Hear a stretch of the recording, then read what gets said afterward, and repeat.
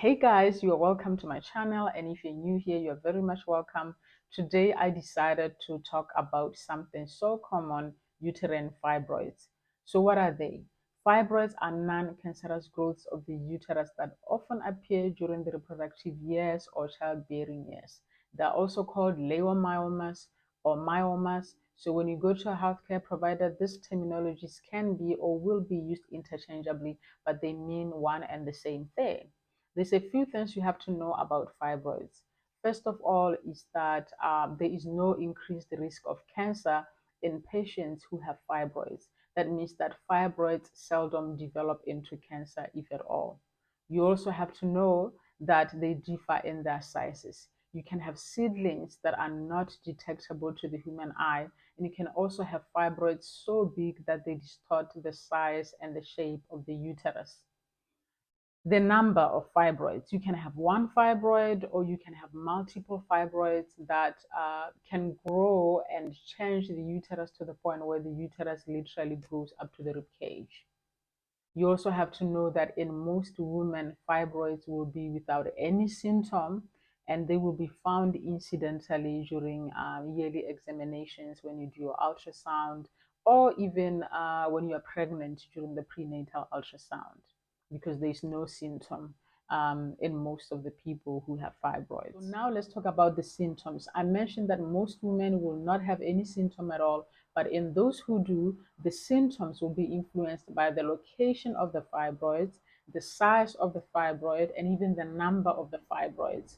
The symptoms can range from heavy bleeding during your periods or prolonged bleeding more than 1 week, because less than that is normal, frequent urination, difficulty urinating, constipation, backache, leg pain. Now, this is when you should go and see your doctor.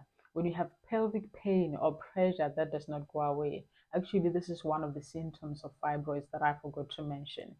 Or when you have heavy and prolonged or even painful periods, when you have difficulty emptying your bladder, or even anemia that you cannot explain. You're anemic, but you don't know why.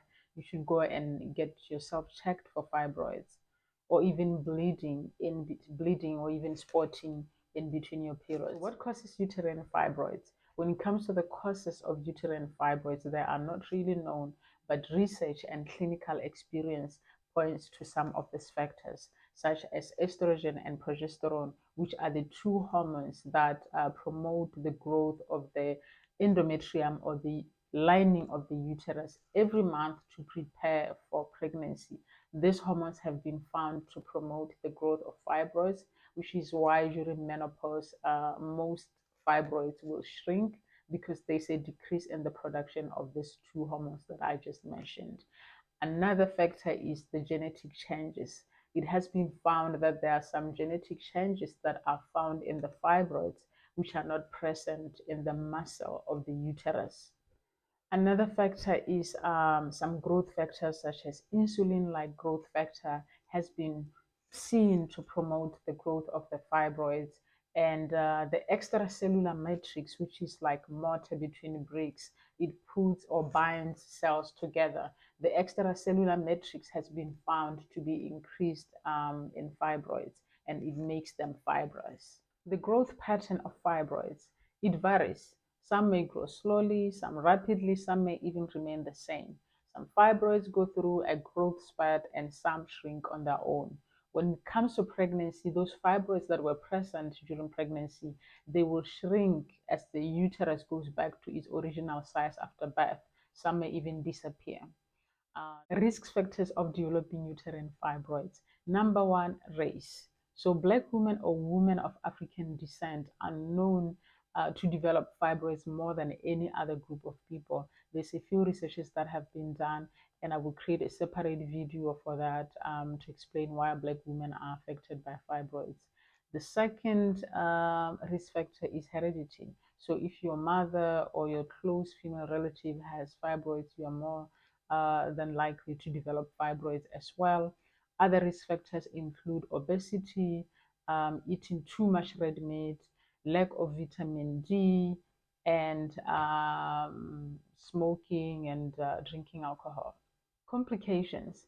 So uterine fibroids are not usually dangerous.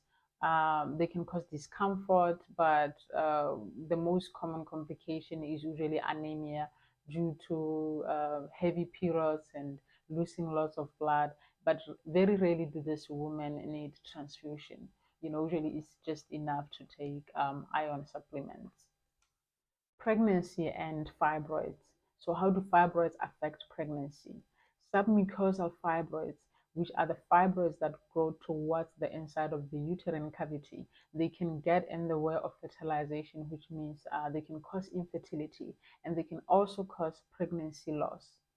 Fibroids can also put you at a higher risk of having placental abruption, of having fetal growth restriction, and of having even preterm labor. Prevention. So, how do you prevent uterine fibroids? Although there's so much research going on around this area, there's very little evidence on how to prevent developing uterine fibroids. But what you can do really is a lifestyle change. As I mentioned, obesity and drinking alcohol being one of the risk factors, making sure that you work on your weight and you eat healthy, you eat fruits and vegetables.